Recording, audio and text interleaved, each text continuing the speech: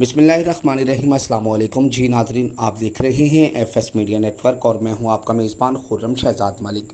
ख़बरों का सिलसिला मज़ीद आगे बढ़ाते हुए अब आपको एक अहम तरीन अपडेट से आगाह करते चले।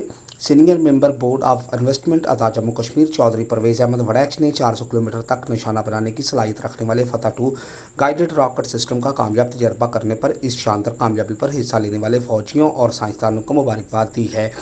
अपने तहनीती पैगाम में चौधरी परवेज़ अहमद वड़ैच ने कहा है कि कौम को एक और दफ़ा संग मील अबूर करने पर अफवाज पाकिस्तान पर बजा तौर पर फ़ख्र है। चौधरी परवेज़ अहमद वड़ैच ने दफ़ाई माहरीन, इंजीनियर और तकनीकी अमले को शानदार कामयाबी पर मुबारकबाद देते हुए कहा कि मुल्की दफ़ा को नाकाबिल तस्खीर बनाने का सफ़र जारी था है और इंशाल्लाह रहेगा। दुश्मन को पाक धरती की तरफ मैली आंख से देखने की कभी भी जरूरत नहीं होगी। उन्होंने कहा कि फतह 2 गाइडेड रॉकेट सिस्टम आर्टिलरी में शामिल होकर बड़ी फौज की ताकत में इजाफा करेगा।